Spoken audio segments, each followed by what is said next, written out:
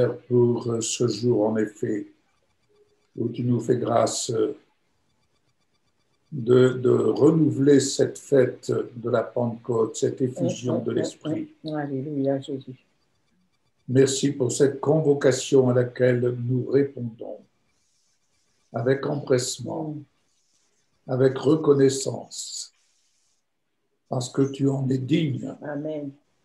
Merci pour cette convocation où tu ne manques pas de nous visiter, de nous renouveler pendant la marche. Gloire te soit rendue, Seigneur, car du haut du ciel, là où tu nous as convoqués, nous sommes assurés de ta présence. Nous sommes assurés de cette présence vivante parce que tu es ressuscité. Nous sommes assurés de cette effusion de l'Esprit. Alléluia, Jésus. Au nom de Jésus. Nous sommes assurés de cette effusion d'amour, cette effusion de feu pour chacun de ceux qui répondent à cette convocation dans le nom de Jésus-Christ. Amen. Amen. Nous te rendons grâce, Seigneur, notre Dieu, notre Roi, notre Tout-Puissant, tu es notre tout, et nous voulons ce matin nous associer avec tous nos frères et sœurs qui sont sur toute la surface de la terre, Seigneur, que ce soit en présentiel ou dans des enregistrements, ou peut-être même seuls chez eux. Oui. Et bien, Seigneur, nous nous associons avec eux pour célébrer vraiment ce jour de Pentecôte, l'accomplissement de ta promesse, Seigneur, de répandre le Saint-Esprit sur toute chair. Et nous voulons vraiment, Seigneur, te remercier parce que nous sommes au bénéfice de cette effusion. Merci pour cette huile fraîche, Seigneur, que tu déverses sur chacun d'entre nous, sur chacun de tes enfants dans ce jour précieux de Pentecôte. Et nous te bénissons pour ces moments que nous allons passer et vivre dans ta présence. Seigneur, sois glorifié, que nous puissions vraiment être à tes pieds, écouter ta parole, Seigneur, ouvrir notre cœur toujours plus à recevoir ce que tu as à nous dire. Nous glorifions ton nom, Seigneur, et nous te disons qu'à toi seul soit l'honneur, la gloire, la puissance au siècle des siècles. Amen. Amen. Amen. Amen. Gloire à toi, Jésus. Père Céleste, merci pour cette journée de Pentecôte. Merci Seigneur pour cette réunion Zoom dans laquelle nous nous rassemblons, Seigneur, ce dimanche. Merci pour le Saint-Esprit, Seigneur, qui est là et de nous renouveler dans la plénitude du Saint-Esprit ce matin, ce jour de Pentecôte. Nous te disons merci pour tes bienfaits et tes bontés, ta grâce, ta miséricorde, ta compassion pour qui tu es, pour tout ce que tu fais pour chacun d'entre nous. Nous te disons merci, Seigneur, pour ta grâce infinie. Merci, Seigneur, parce que tes bienfaits et tes bontés ne s'arrêtent pas, Seigneur. Ils sont là chaque matin. Nous nous remettons à toi dans cette journée, Seigneur, et nous te faisons confiance parce que, Seigneur, nous n'avons que toi et tu es notre tout, tu es notre bien le plus précieux. Et nous sommes, Seigneur, ton épouse. Merci pour ta grâce infinie. Au nom de Jésus. Amen. Amen.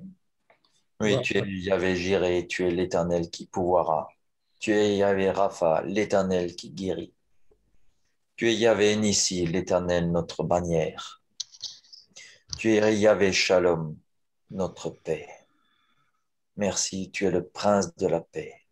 Merci pour ta paix. Merci pour le Saint-Esprit qui est descendu sur nous.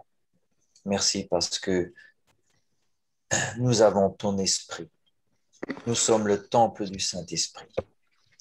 Merci pour les merveilleuses créatures que nous sommes, revêtues de Christ glorifié. Amen. Amen. Amen. Oui, Seigneur, ta loi est parfaite. Elle restaure notre âme. Témoignage de l'Éternel est véritable et il rend sage l'ignorant. Les ordonnances de l'Éternel sont droites. Elles réjouissent le cœur.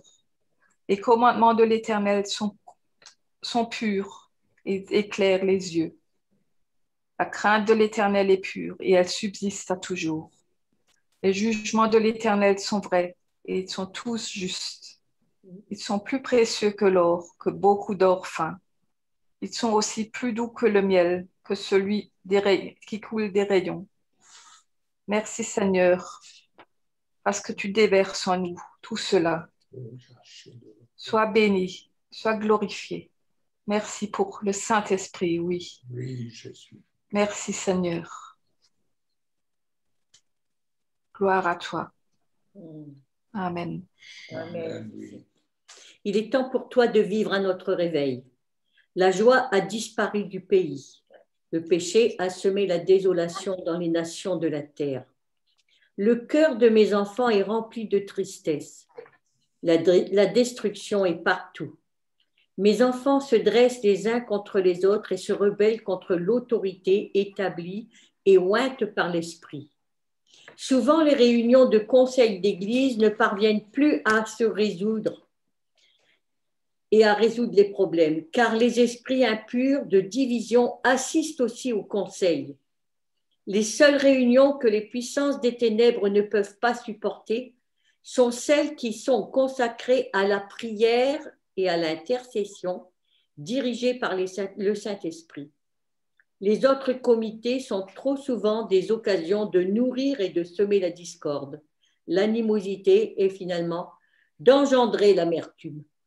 Il est même presque impossible en ces temps difficiles de régler à l'amiable un conflit avec un voisin, un ami, un collègue de travail ou un membre de la famille. Avec un adversaire, c'est évidemment encore plus difficile. Mais tu peux t'adresser à moi. Tu peux t'entendre et intervenir. Je changerai les cœurs à travers un réveil. Mon peuple a besoin d'un réveil et il le lui faut maintenant. Il en a besoin de manière urgente. Si le réveil ne vient pas rapidement, des catastrophes vont s'abattre sur de nombreux ministères et églises, car une terrible vague de mécontentement agite le cœur de mon peuple. Des démons de jalousie, de manipulation, de commérage ou encore de faux dons de discernement agissent activement et cherchent à faire s'effondrer les murailles de salut. Crie à moi pour que le réveil vienne. Intercède, pleure et jeûne pour le réveil. Prêche-le, proclame-le de ta bouche et vis-le dans ton cœur. Il viendra, il doit venir, oui, il doit venir maintenant. C'est vrai, dans le peuple de Dieu, il y a de la colère, de l'amertume, de la tristesse, tout ce que je viens de dire. Donc, on doit veiller et prier. Comme il est dit un peu plus haut, attendez, je cherche, mon peuple a besoin de manière urgente de vivre un réveil. Et un peu plus haut,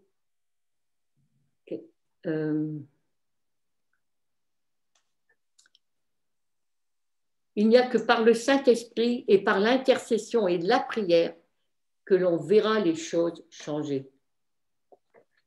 Donc, on sait à quoi s'en tenir, on sait comment il faut faire pour faire face à des situations difficiles, faire face à des situations qui viennent nous embourber l'esprit.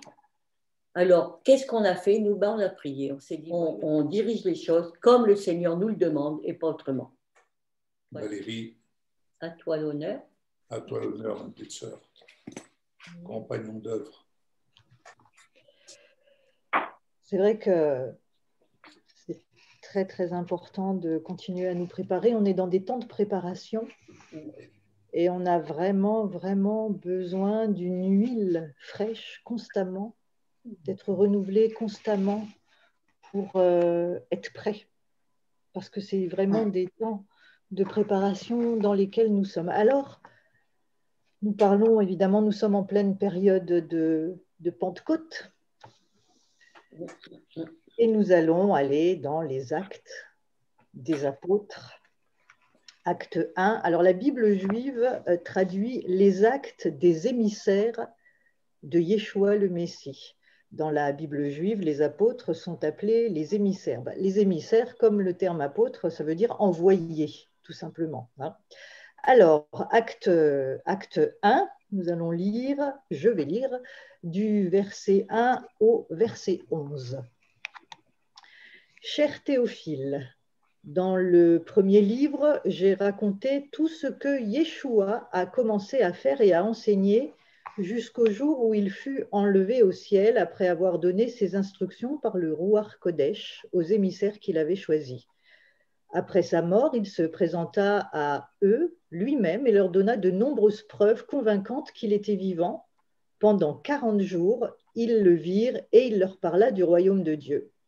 Au cours de l'une de leurs rencontres, il leur recommanda de ne pas partir de Yerushalayim, mais d'y attendre ce que le Père avait promis, ce que je vous ai annoncé de ma bouche, car Yohanan immergeait les gens dans l'eau, mais dans peu de jours, vous serez immergés dans le Ruach Kodesh.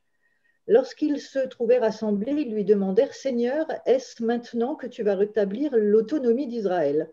Il répondit « Il ne vous appartient pas de connaître les dates ou les temps. Le Père les a réservés de sa propre autorité. Mais vous recevrez de la puissance quand le Ruach Kodesh descendra sur vous. Vous serez mes témoins à Yerushalayim et dans tout Yehuda et Shomron et même jusqu'aux extrémités de la terre. » Donc Jérusalem, Juda, Samarie, donc, et jusqu'aux extrémités de la terre. Après avoir dit cela, tandis qu'il regardait, il fut enlevé au ciel et un nuage le cacha à leurs yeux.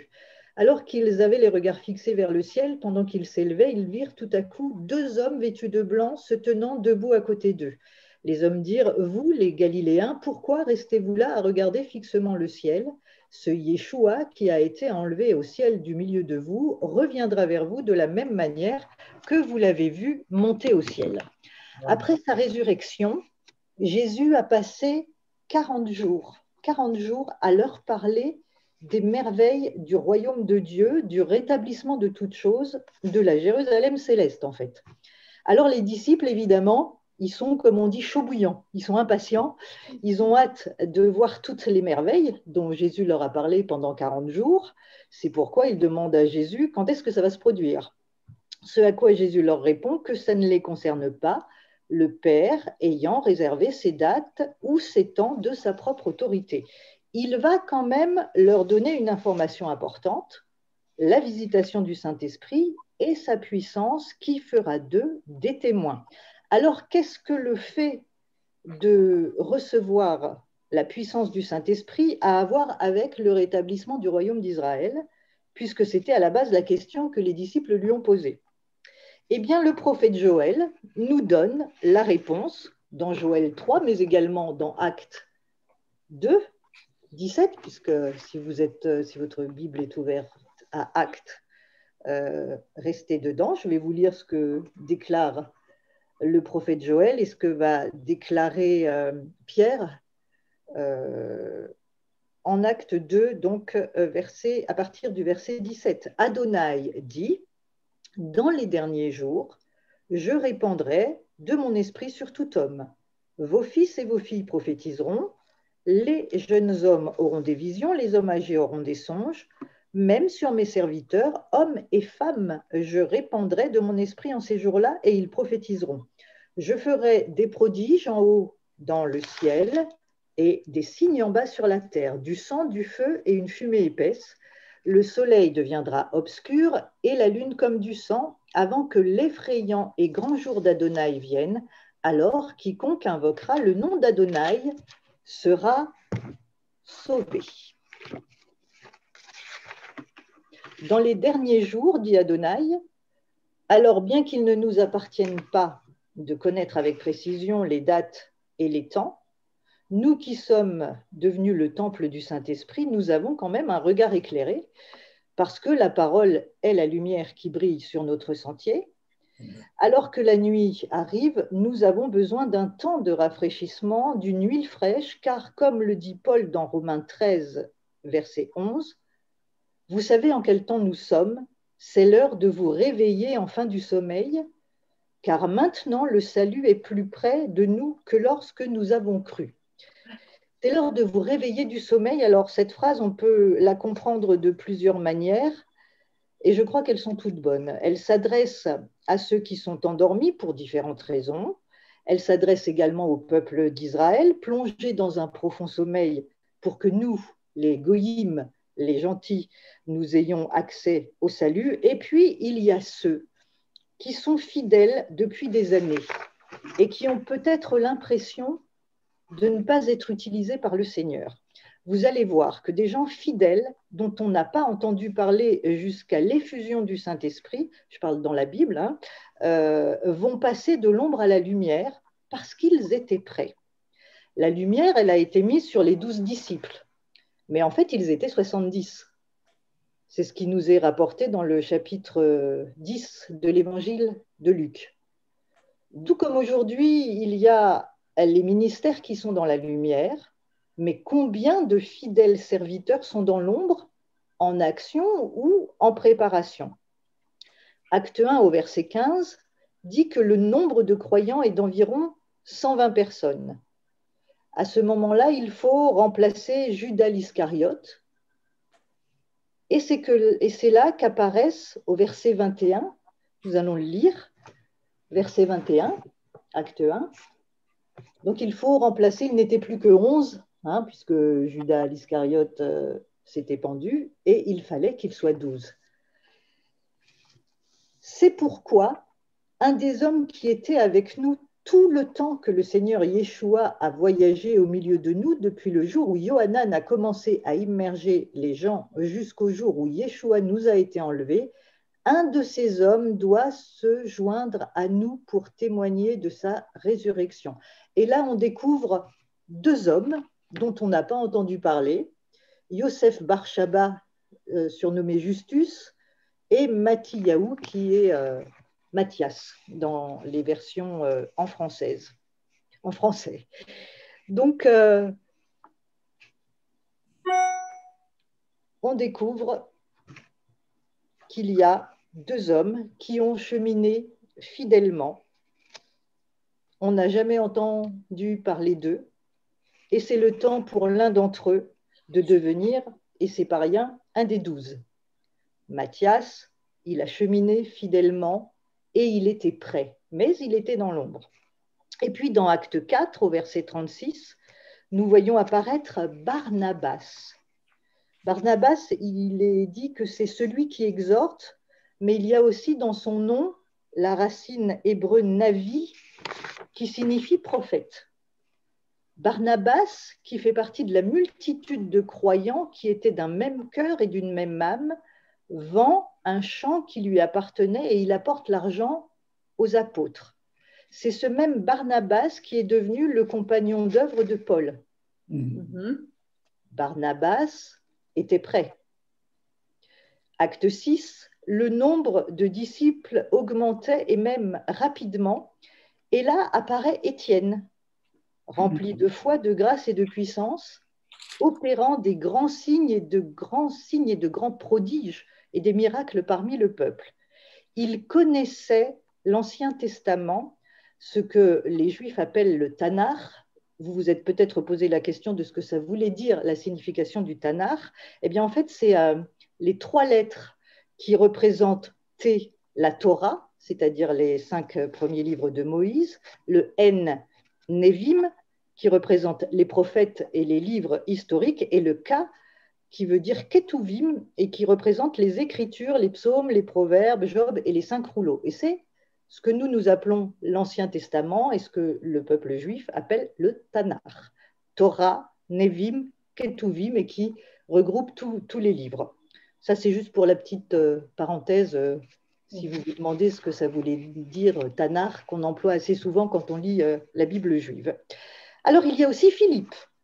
Philippe qui va être envoyé pour annoncer l'évangile à l'eunuque éthiopien et qui sera ensuite enlevé par l'Esprit du Seigneur pour se retrouver à Ashdod.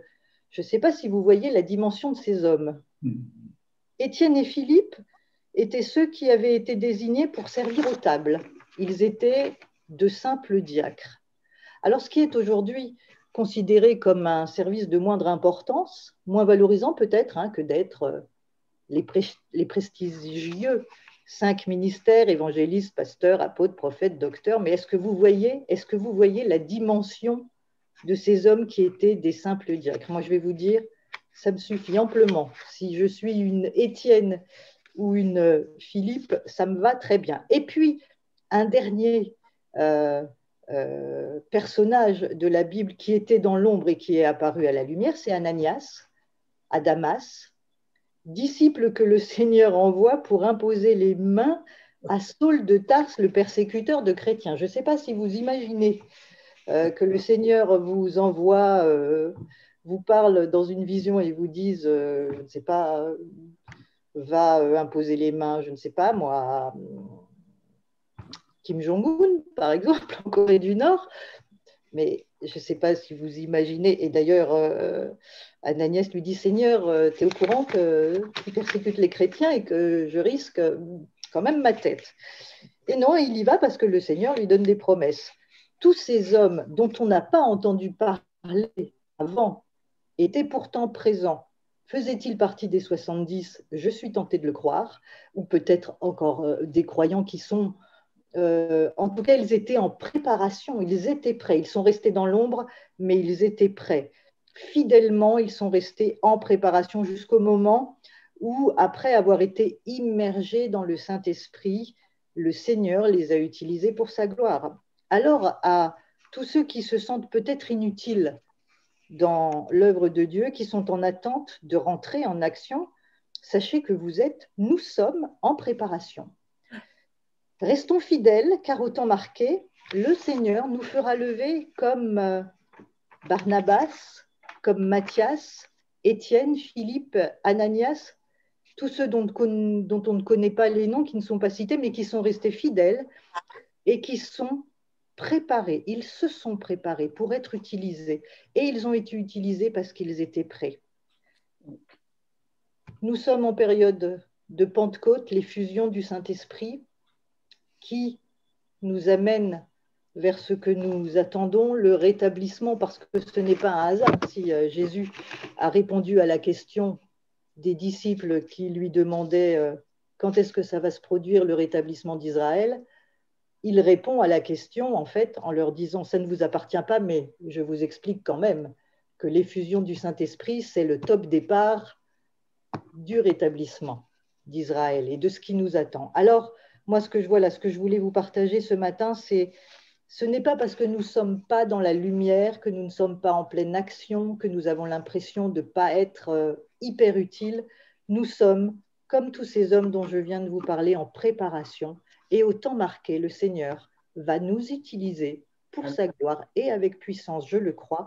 Restons fidèles, continuons à nous préparer, ne devançons pas le temps de Dieu. Combien se sont aussi cassés la figure parce qu'ils avaient reçu une promesse et qu'ils se sont précipités et qu'ils n'étaient pas prêts? Combien se sont propulsés, si vous allez sur les réseaux sociaux, combien se sont propulsés apôtres et prophètes, bien sûr, et qui ne sont pas, c'est pas un jugement, hein, mais qui ne sont même pas à la dimension d'Étienne et de Philippe. Il n'y a pas de petit ou de grand ministère, il y a l'appel que nous avons. Et c'est à ça, et c'est dans cet appel que le Seigneur nous donne que nous serons puissants. Le Seigneur ordonne que tu sois puissant. Michel a cité ce verset dans Psaume 68, en priant tout à l'heure. Notre Dieu nous ordonne d'être puissants dans ce qu'il nous a confié, et pas dans le ministère que nous aimerions avoir ou que nous croyons avoir, mais dans ce qu'il nous a confié. Voilà, ce que je veux vous dire ce matin, c'est continuons à nous préparer dans la fidélité, parce que c'est le moment, à un moment, dans les temps dans lesquels nous sommes, nous allons nous lever. Le Seigneur va nous utiliser où il veut que nous soyons utilisables pour sa gloire. Voilà ce que je voulais vous partager ce matin. Merci Valérie. Alléluia. Amen. Pour ma part, ce que je vais vous partager, je vais prendre les mêmes textes. C'est ce que j'ai reçu ce matin, comme Valérie. Mais avant d'introduire dans le centre du message, je voudrais juste ouvrir une petite parenthèse comme introduction, toujours dans cette notion de « je suis ». C'est le nom que Dieu nous donne, ce nom que Moïse a pris soin de demander « Qui dirais-je que tu es ?» Et l'Éternel lui a répondu « Tu diras « Je suis ». je suis t'a envoyé pour dire, pour informer. Et lorsque nous recevons dans notre vie Jésus et Jésus-Christ glorifié, nous recevons un nouveau nom, une nouvelle identité. Je suis. Il nous appartient alors, dans notre relation avec le Seigneur et dans cette relation avec le Saint-Esprit, d'affûter notre esprit à partir de sa parole. Mais j'aimerais souligner, Valérie nous parlait de ces hommes, de ces femmes même, qui sont là dans l'ombre et qui sont en préparation. On les appelle les disciples. Et dans la Bible juive, il y a la traduction du disciple, c'est le talmid pour l'homme. Pour le féminin, c'est le talmida. Et le pluriel, c'est le talmidim. En fait, un disciple, c'est quoi? C'est un étudiant. Dans la conception juive, le disciple, donc le talmid, a une relation avec le rabbi, une relation qui est de proximité. Et non seulement le talmid apprend de son rabbi des choses concrètes, des raisonnements et comment pratiquer les rites religieux, mais il considère son rabbi comme un exemple à suivre, à imiter, que ce soit son caractère, mais aussi sa conduite.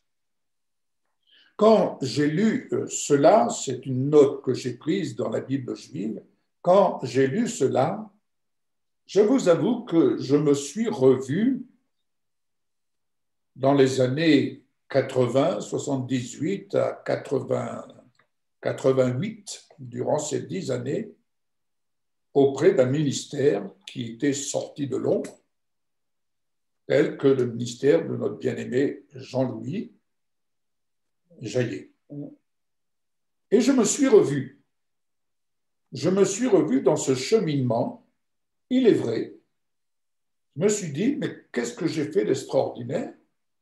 Je n'ai fait que vivre une relation de proximité avec l'homme dans l'exercice de son ministère.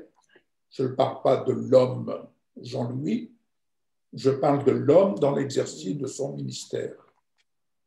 Et je n'ai fait, comme d'autres également, je n'étais pas le seul, à apprendre des choses concrètes et à mettre en pratique, non pas des rites religieux, mais à mettre en pratique la foi. Et à considérer le caractère dans lequel le serviteur évoluait, travaillait. Donc, par voie de conséquence, à imiter autant que peut se faire sa conduite. Eh bien, tout simplement, c'est ce qui nous amène à être là où nous en sommes aujourd'hui, après avoir vécu des choses merveilleuses. Mais aujourd'hui, nous sommes là, à ce rendez-vous, en salle Zoom. Et merci Seigneur pour ce que nous avons la grâce de faire ce qu'il nous demande,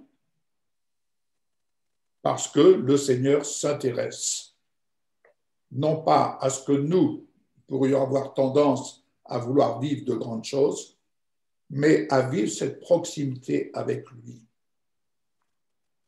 À vivre cette proximité avec lui, tel qu'il veut vivre avec vous cette proximité. Alors, je vais reprendre dans le texte des Actes des Apôtres avec la Bible juive, au chapitre 1er, le verset 3. Après sa mort, donc, il se présenta à eux lui-même et leur donna de nombreuses preuves convaincantes qu'il était vivant.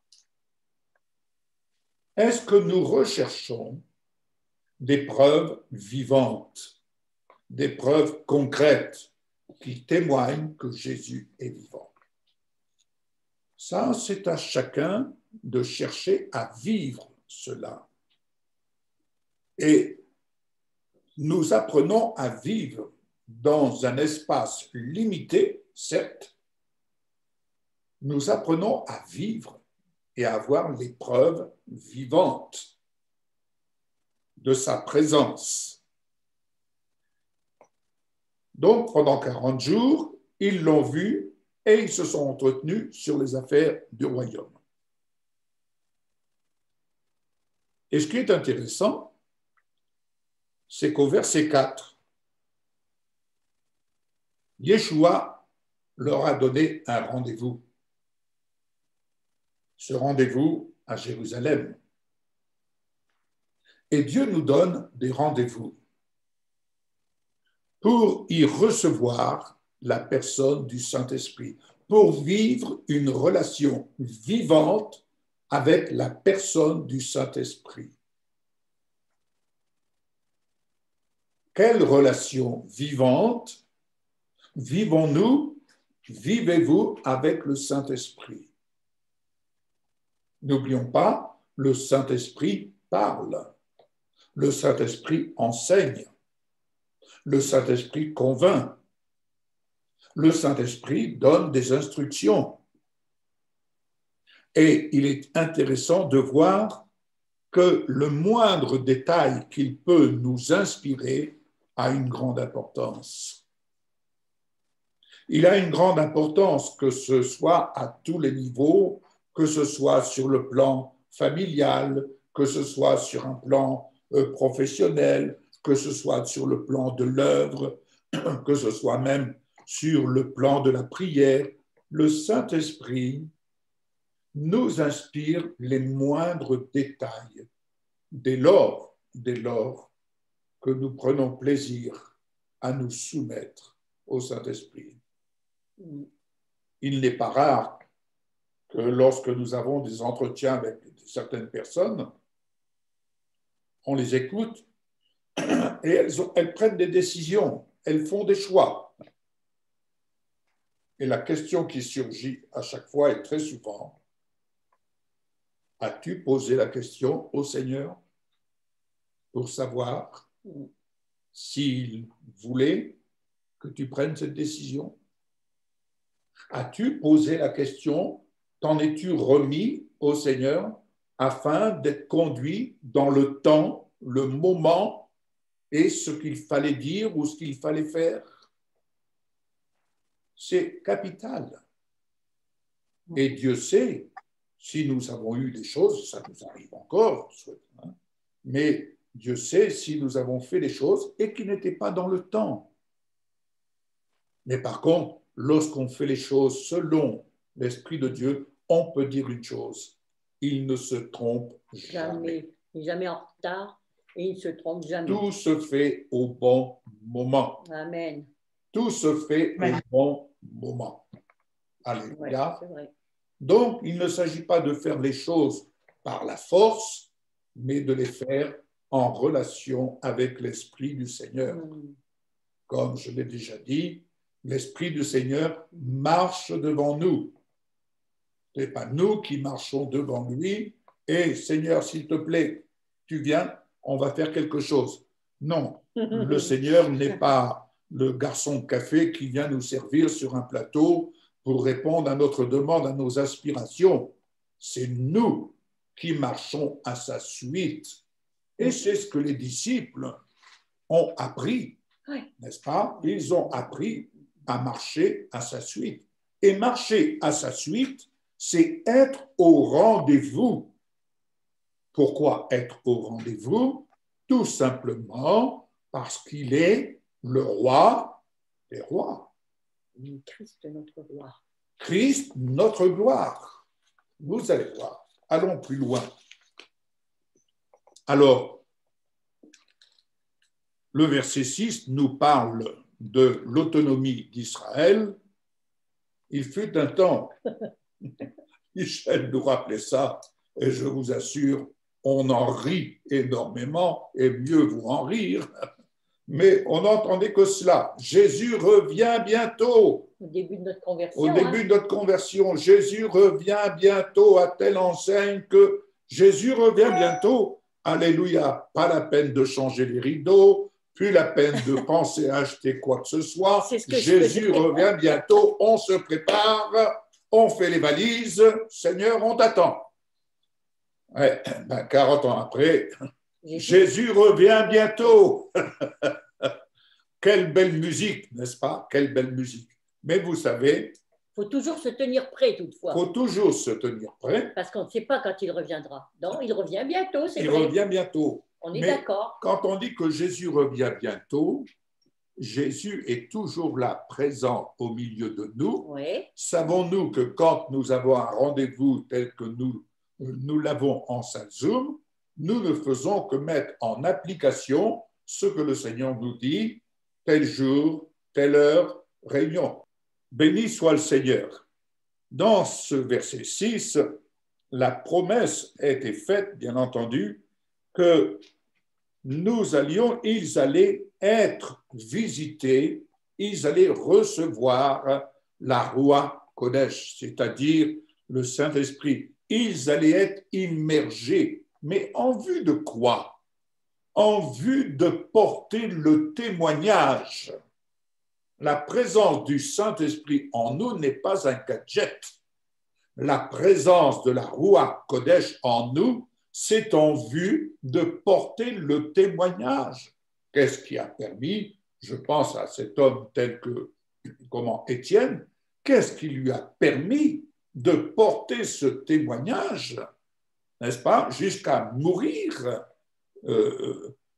mourir lapidé, mais il voyait devant lui la plus merveilleuse des récompenses, il voyait toute la gloire de Jésus. Qu'est-ce qui nous permet de tenir dans les épreuves si nous n'avons pas le Saint-Esprit qui vient nous aider à porter ce témoignage, c'est-à-dire à garder l'espérance, à garder cette dimension de foi qui nous amène toujours à être au-dessus des épreuves. Alléluia. Le Saint-Esprit a mission de nous placer toujours au-dessus des épreuves et non pas de nous laisser tourmenter. Prenez l'exemple avec Jésus dans la barque lors de la tempête, les disciples étaient totalement dans la panique et Jésus était dans le repos. Le Saint-Esprit nous conduit dans le calme et la confiance. Il nous conduit dans le repos. Cela ne veut pas dire qu'on n'ignore pas les difficultés qui se présentent devant nous. Mais lorsque les difficultés se présentent devant nous, il va de soi que nous avons recours au Saint-Esprit de manière à pouvoir nous positionner au-dessus. Amen. Amen. D'où la prière et tout ce qui va avec. Alors, verset 9, il y a quelque chose de merveilleux. Il est dit, après avoir dit cela, tandis qu'ils regardaient, Yeshua, donc, fut enlevé au ciel et un nuage le cacha à leurs yeux. Qu'est-ce qui peut nous cacher à nos yeux l'œuvre de l'Esprit, l'œuvre de Jésus-Christ, le témoignage de Jésus-Christ? Ce nuage, vous savez, c'est comme lorsqu'il y a un nuage noir qui passe, oh là, il va pleuvoir, oh là, il va faire de l'orage. Nous avons du discernement, entre guillemets, mais il n'y a pas besoin de discernement pour comprendre que lorsque le ciel est noir, on sait très bien que la pluie arrive. Bien, mais ici, qu'est-ce qui peut nous cacher la bénédiction de la présence du Seigneur à nos yeux?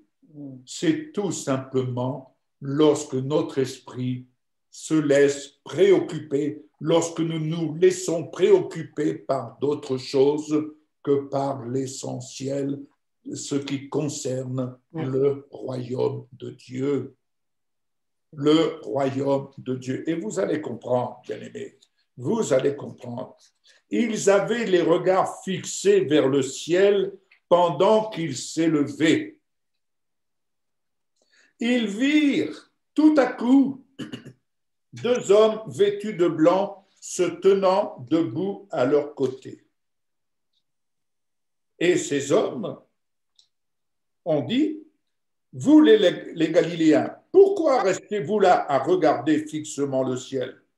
Ce Yeshua qui a été enlevé du milieu de vous reviendra vers vous de la même manière que vous l'avez vu monter au ciel. Ne nous inquiétons pas. » Mais je me suis interrogé sur ces 2 hommes. Alors, je me suis laissé aller dans Matthieu 17, chapitre 2 et 3, lors de la transfiguration de Jésus. Qui y avait-il? Il y avait Moïse et Élie. Et les disciples qui étaient montés avec Jésus ont vu Moïse et Élie. Le point commun de Moïse et Élie, c'est que Moïse, le corps, n'a jamais été retrouvé. Élie est monté, le corps transformé, c'est-à-dire qu'ils ne sont pas passés par la mort. Vous comprenez? Et ici, ces 2 hommes, Moïse et Élie, la loi et les prophètes se présentaient. Vous regardez, mais rappelez-vous une chose, il reviendra de la même manière que vous l'avez vu monter. Alléluia. Amen. Et c'est à partir de là que le groupe de personnes va augmenter pour atteindre 120 personnes. Bien-aimés, on ne peut pas voir l'augmentation, c'est-à-dire voir cette progression, cette multiplication, s'il n'y a pas la fécondation de l'esprit. Il faut qu'il y ait dans le cœur des gens la fécondation. Et nous avons un rôle à jouer. Nous avons un rôle à jouer, vous allez comprendre. Je vais y venir.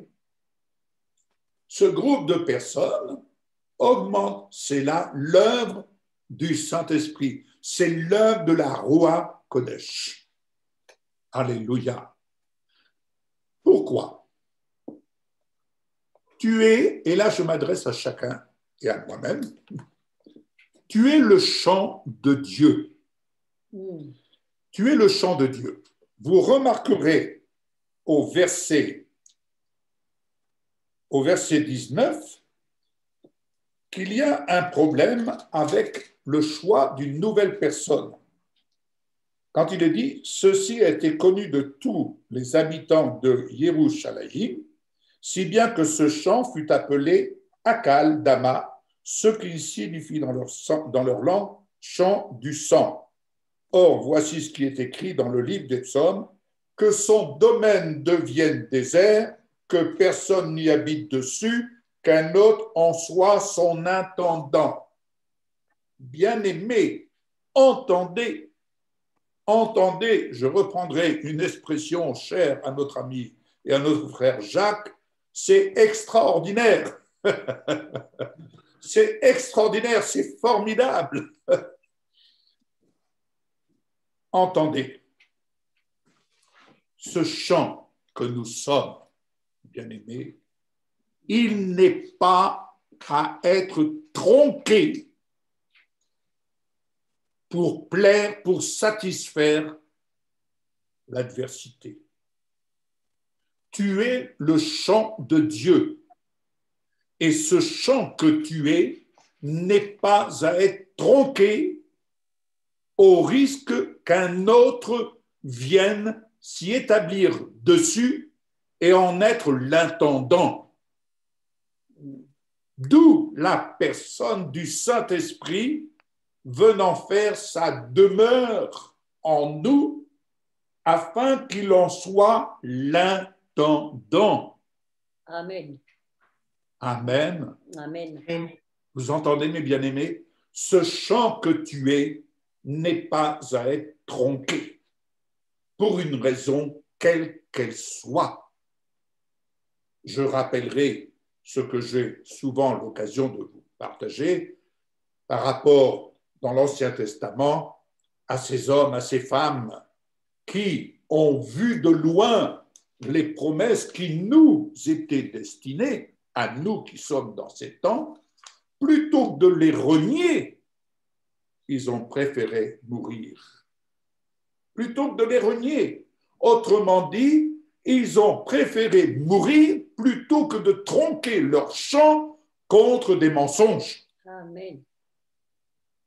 Les promesses de Dieu qui demeurent dans le champ que nous sommes ne sont pas à être tronquées pour tel ou tel plaisir que l'adversité voudrait nous faire miroiter.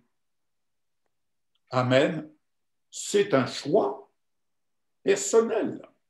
C'est un choix personnel. Rappelez-vous, je vous parlais du Talmide qui a une relation de proximité avec le rabbi. Et lorsque Jésus, Yeshua, qui était aussi appelé rabbi, les disciples avaient une relation de proximité avec lui. Quand il disait à tel et tel, toi, suis-moi. Et dans le concret, répondant à l'appel du Seigneur, je rappellerai à votre souvenir, nous avons appris à suivre sans poser de questions. Nous n'avons pas tout compris du premier coup et nous n'avons pas cherché à comprendre pourquoi telle et telle chose, telle décision. Nous avons appris à servir, obéir et servir. Et quand on obéit pour servir, on comprend après. La faiblesse dans le christianisme et parmi les membres c'est qu'on veut comprendre avant d'obéir. Quand on fait confiance, on obéit. Et s'il y a une erreur de fait, ce n'est pas vous qui en portez la peine, mais c'est celui qui vous donne l'ordre. Et quand on obéit, on sert. Alléluia. Même si on se dit, tiens, on aurait pu faire ci, faire ça autrement, l'important, c'est de comprendre pourquoi la chose. On comprend après pourquoi la chose s'est faite comme ça. Alléluia. Suivons la lecture que le Saint-Esprit nous donne. Donc, ce champ que tu es n'est pas à vendre, ni à être tronqué, au risque qu'il devienne désert et qu'un autre en soit son intendant. Nous avons assez de souvenirs à ce niveau lorsque nous avons, par la grâce de Dieu, pris la décision à la dernière minute de nous retirer lorsque on sentait que ça devenait dangereux. Aujourd'hui, ceux qui ont poursuivi cette voie, eh bien, on peut dire qu'un champ qui était tronqué ne produit plus rien. Il ne produit plus rien. Alléluia. Merci Seigneur de nous avoir ainsi gardés. Alors, acte 2, nous arrivons à ce stade où il y a l'effusion de l'esprit. Lisons. Quand la fête de Shavuot arriva, les croyants se rassemblèrent tous dans un même lieu. C'est quoi la fête de Shavuot? La fête de la Pentecôte. Soudain, un son vint du ciel, comme le rugissement d'un vent violent, et il remplit toute la maison où ils étaient assis. Et puis ils virent ce qui leur semblait être des langues de feu. Elles se séparèrent et vinrent se poser sur chacun d'eux. Ils furent tous remplis du Ruach Kodesh et commencèrent à parler en différentes langues selon ce que l'Esprit leur permettait d'exprimer. Bien-aimés, quelle grâce le jour où nous avons reçu et où le Saint-Esprit, où le Ruach Kodesh est venu faire sa demeure en nous. Et ici, la présence du Ruach Kodesh, c'est la présence de l'amour, mais la présence de l'amour feu, puisque des langues de feu se sont séparées et sont venues se poser, c'est-à-dire ça a été une immersion personnalisée. Ça a été la puissance, ça a été la gloire, ça a été la révélation, ça a été l'inspiration. Et ça a été, quand nous lisons, je vais reprendre ce que Valérie nous partageait, dans les derniers jours, je répandrai de mon esprit sur tout homme, vos fils et vos filles prophétiseront, les jeunes hommes auront des visions, les hommes âgés auront des songes, même sur mes serviteurs, hommes et femmes. Je répandrai de mon esprit en ces jours-là, ils prophétiseront et je ferai des prodiges en haut dans le ciel et des signes en bas sur la terre. Je m'arrête là un instant. Les fusions du Ruach Kodesh amènent à ce que tous sont en capacité de prophétiser. Ne pas confondre avec le ministère du prophète. Mais tous peuvent prophétiser. Pourquoi? Je vais reprendre certaines expressions que vous avez pu lire dans ma dernière lettre. Pourquoi? Parce que l'effusion de la prophétie, elle s'opère dans la prière inspirée, la prière qui va puiser, pour reprendre une expression que j'entends quelquefois, la prière où on va pomper dans les promesses de Dieu. On va pomper dans les promesses de Dieu. Je ne sais pas si certains d'entre vous ont connu ça, mais j'ai connu les anciennes pompes. Oh, c'est marrant que tu dis ça. J'ai connu les anciennes pompes à bras. Et quelquefois, ces pompes, pour les amorcer, il fallait qu'on mette un petit peu d'eau, une casserole d'eau, et hop, on pompait, et hop, l'eau était aspirée. D'accord? Je dirais encore ce que je voyais hier dans un documentaire, ce que je voyais hier des bénévoles qui trouvent plaisir, bien sûr, c'est là leur passion, à faire fonctionner des vieilles locomotives à vapeur. Mais j'écoutais hier l'un de ces chauffeurs, comme ils appelaient, eh bien, il lui fallait 3 heures pour mettre en route cette locomotive de telle sorte qu'il y ait la bonne pression afin que cette locomotive soit en capacité de tirer les wagons. Et il fallait bien doser durant le trajet, bien doser pour conserver la pression. Nous voulons voir les choses avancer, bien-aimés, il faut apporter du combustible. Et le combustible, c'est la prière. La prière de la foi sauvera le malade. La prière de la foi, c'est la prière inspirée, la prière qui s'inspire de la parole, la prière qui va polliniser les promesses de Dieu jusqu'à faire féconder la vie. La parole dans ta bouche est une puissance créatrice. Amen. Elle a le pouvoir de créer. Les promesses de Dieu dans ta bouche, c'est une grâce que chacun d'entre nous, nous avons et nous ne devons surtout pas négliger cette grâce. Le monde ne connaît pas ça. Quand nous étions dans le monde, nous ne savions pas. Mais vous savez, le pouvoir de la langue, elle a pouvoir de vie et de mort. Et nous avons le pouvoir de polliniser les promesses de Dieu jusqu'à porter, n'est-ce pas, jusqu'à porter les bénédictions et les dispatcher. Les dispatcher. Alléluia. Amen. Amen. Et c'est ce que nous avons compris, c'est ce que j'ai compris, sans pouvoir mettre les mots que je peux mettre aujourd'hui, mais le jour où j'ai été visité par le Seigneur, visité par son Esprit, par l'Esprit Saint, qui est venu faire sa demeure en moi et que je me suis relevé. Seigneur, donne-moi du travail pour que je puisse payer cet homme qui, lui, a les paroles de la vie, afin qu'il aille porter ce message, qu'il aille porter les bénédictions dans les sépulcres que représentait chaque maison.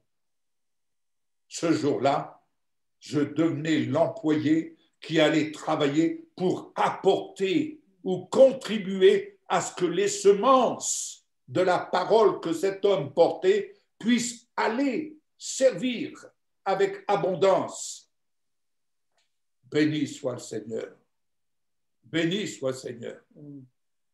Ça, c'est une grâce que nous vivons depuis plus de 40 ans maintenant. C'est une grâce que nous vivons. Même si aujourd'hui, nous vivons ces choses-là avec une poignée de personnes qui se comptent sur les doigts de la main. Mais ô combien, quand nous avons connu ce réveil, que nous avons vécu avec tant d'autres ce réveil, mais c'était le réveil du partenariat des gens qui étaient dans l'ombre, car rien ne se fait sans que les gens qui sont dans l'ombre soient eux-mêmes réveillés. La dernière guerre a été gagnée parce qu'il y a des gens dans l'ombre qui ont fait de la résistance. Nous gagnerons, mais nous ne pourrons pas gagner sans que les gens dans l'ombre se réveillent eux-mêmes et se tiennent réveillés. Je ne peux pas gagner si les gens dans l'ombre ne se tiennent pas réveillés. Chacun à sa place. Chacun à sa place. Prophétisez. Prophétisez. Vous pouvez prophétiser. Lorsque vous parlez les promesses de Dieu par rapport à telle situation, prophétisez. Parlez les promesses de Dieu. Pollinisez les promesses de Dieu. Pollinisez la justice de Dieu. Et vous verrez, nous verrons les fruits se manifester avec puissance et gloire. Vous savez, ces temps-ci, il est vrai, nous voyons, nous avons autour de nous des gens malades. Et nous avons vu des bien-aimés partir, comme nous en parlions vendredi. Mais il y a une chose que nous ne devons pas oublier. L'important et le minimum que nous puissions faire est le plus important. C'est que l'âme puisse partir en paix. Puisse partir en paix. Que la shalom repose sur l'âme. Amen. Et qu'il puisse partir en paix. Ça, c'est la priorité des priorités. Amen. On peut tout expliquer. Il y a une chose. Je souhaite que tu prospères à tous égards. Et que tu sois en bonne santé, mais à l'image de ton âme. Si ton âme n'est pas en bonne santé, j'ai tout lieu de m'inquiéter. J'ai tout lieu de m'inquiéter, parce que l'âme, c'est ce qui est vivant. C'est ton âme qui est vivante. Et si ton âme n'est pas en bonne santé, si ton âme est torturée, si ton âme n'est pas en bonne santé, il est en captivité dans ton corps. Il est en captivité dans ton corps. Tu as l'esprit, l'âme en captivité. C'est vrai. L'âme vivante est une âme qui est libérée. L'esprit et l'âme sont libérés et le corps peut suivre. Amen. C'est pourquoi, ce matin, je disais dans ma prière, donne un ordre à ton âme. Donne un ordre. Ton âme peut te tirer vers le bas s'il est mal influencé, s'il est influencé par des choses négatives. Dis à ton âme, mon âme bénit l'Éternel. Mon âme bénit l'Éternel et n'oublie aucun de ses bienfaits. C'est un ordre que je donne. Amen. Mon âme tu as rendez-vous aujourd'hui, 23 mai, à 10 heures, pour être au rendez-vous avec Jésus, le roi des rois. Amen. Tu choisis ton rendez-vous. Tu peux dire, je choisis d'aller à des rendez-vous avec des amis, c'est un droit. Dieu est un grand démocrate. Mais pourquoi ne pas avoir choisi délibérément d'être au rendez-vous avec le roi des rois? Qui est le plus important? Jésus n'a-t-il pas enseigné qu'il fallait faire des choix? Soit on préfère nos enfants, on préfère tel à lui, mais je préfère être avec Jésus et sachant que tout le reste ensuite va suivre. Ouais. Amen. Qu'est-ce qui est le plus important dans notre vie, mes bien-aimés? Est-ce que c'est ton porte-monnaie ou est-ce que c'est le Seigneur? Qu'est-ce qui est le plus important? Ton travail ou est-ce que c'est le Seigneur? Il faut mettre les choses dans l'ordre chronologique. Puisque, quand le Seigneur dit « Recherchez le royaume de Dieu », preuve en est, pendant 40 jours, et ils n'ont pas eu d'indigestion pendant 40 jours. Il les a entretenus sur le royaume de Dieu. Waouh! Bien-aimés, nous devrions passer notre temps à nous entretenir sur le royaume de Dieu de manière à construire, parce que ce champ que tu es et que chacun d'entre nous est a besoin d'être édifié, d'être ensemencé de manière à porter du fruit. Ton champ est destiné à porter du fruit. Tu es un beau champ. Regarde ton champ fleuri, c'est tel que Dieu le voit. Il voit ton champ fleuri. Arrête de regarder avec des lunettes fumées, tu ne vas plus rien voir. Enlève tes lunettes, change de verre et mets des bonnes lunettes pour voir ton champ fleuri. Ton champ fleuri réjouira ton âme. Ton champ fleuri réjouira ton âme. Amen.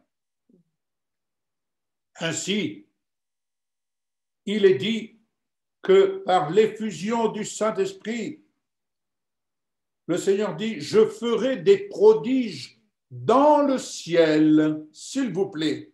Il y a des choses qui se passent dans le ciel dont nous avons besoin de discerner, de voir. Mais il y a des choses qui vont se manifester en bas sur la terre, des signes qui se manifestent en bas sur la terre. Amen. Ça, c'est l'œuvre de la présence du Saint-Esprit qui demeure en toi. Écoute-le, écoute-le et suis-le. Tu seras étonné de voir sa façon de faire, sa façon d'agir. Et plus tu avanceras dans la soumission à l'Esprit, plus tu vas découvrir, mais j'ai tout intérêt à me laisser porter par le Saint-Esprit. Il est vraiment un bon conducteur. Il est vraiment un bon conducteur. Alléluia. Alors, il nous parle, le soleil deviendra obscur et la lune comme du sang avant que l'effrayant et grand jour d'Adonai vienne. Vous savez ce qui m'a interpellé quand j'ai lu cela? J'ai dit, Seigneur, qu'est-ce que tu peux m'expliquer? Qu'est-ce que tu peux m'expliquer? Ben, écoutez, c'est que la relation vivante de l'amour, donc du feu, dans la vie d'un grand nombre, va s'éteindre. Je dis bien va s'éteindre. Vous allez me dire, ah, Yves, parle-nous des choses. Non, écoutez, l'obscurité vient. Et nous le voyons déjà. Nous le voyons déjà. C'est pourquoi nous avons Et vous avez, et je ne peux que vous y exhorter avec l'ardeur, vous avez mission de vous attacher au rendez-vous que le Seigneur nous donne. Oui, ce temps de préparation, c'est de manière à garder notre champ intact et à ce qu'il ne vienne pas désertique. Vous savez, quand vous mettez des plantes dans l'obscurité, au bout d'un moment, ça se fane, elles jaunissent, elles flétrissent. Si tu ne veux pas que ta vie avec l'Esprit de Dieu se flétrisse, il te faut l'entretenir. L'amour s'entretient. Le feu s'entretient quand on y apporte du combustible. La locomotive peut garder la pression haute pour tirer l'ensemble des wagons dans la mesure où on y met du charbon pour mettre toute la vapeur nécessaire à ce qu'il y ait la bonne pression. La pression de l'esprit, la puissance de l'esprit est égale à la présence de l'esprit en toi. Amen. Amen. Je répète, tu es tellement important aux yeux de Dieu. Dis-toi bien une chose, apprends à te parler. Vous savez, je ne sais pas, mais il faut apprendre à avoir ce qu'on appelle un monologue. Et dans ce monologue, il faut te dire une chose. Je n'ai pas le droit, je ne m'autorise pas à me taire. Et je dis à mon âme, ce soir, mon âme, on va se mettre au travail. Ce matin, mon âme, on se met au travail. Dans la journée, mon âme, on se met au travail. Plutôt que de blablabla, je préfère qu'on se mette au travail en parlant avec le Seigneur. Saint-Esprit, inspire-moi, montre-moi, ouvre mes yeux. Alléluia. J'entends assez de choses autour de moi, mais j'ai tellement besoin d'entendre ce qui vient du royaume de Dieu. Amen. C'est bien plus passionnant, vous ne trouvez pas? C'est bien plus passionnant.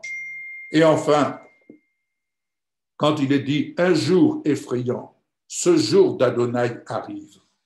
Alors quiconque invoquera le nom d'Adonai sera sauvé. Bien-aimés, ne nous laissons pas surprendre. Ne nous laissons pas surprendre par ce climat qui vient assombrir l'espérance d'un grand nombre. Ne nous laissons pas sombrer et ne nous laissons pas atteindre par ce ciel qui est en train de se boucher. Mais nous avons la grâce par l'effusion de l'Esprit, l'effusion du Roi Kodesh. Nous avons la grâce de pouvoir être au-dessus. Rappelez-vous, au-dessus. Rappelez-vous, Jésus monté sur la montagne. Jésus monté sur la montagne. Alléluia. Et sur cette montagne, il était au-dessus de tout. Alléluia.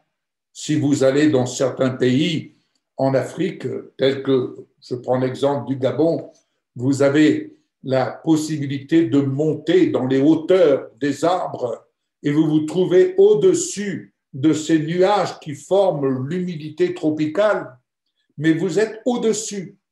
C'est quelque chose de féerique, mais c'est exactement la même chose quand on prend l'avion, on traverse le ciel assombri et on est au-dessus, c'est le soleil. Alors, tu veux voir le soleil, tu veux voir la dimension de la gloire de Dieu, ben, il te faut monter. Et pour monter, tu ne peux qu'y aller au moyen de la prière. Amen. Et avec l'assistance précieuse du Saint-Esprit. Que cette Pentecôte soit l'occasion pour vous, vraiment, d'être visité, d'être renouvelé, n'est-ce pas, dans votre être intérieur d'être renouvelé et d'aujourd'hui de prendre les bonnes décisions qui s'imposent, et cela pour votre bien, pour le bien de votre âme, le bien de ton esprit et le bien de ton corps.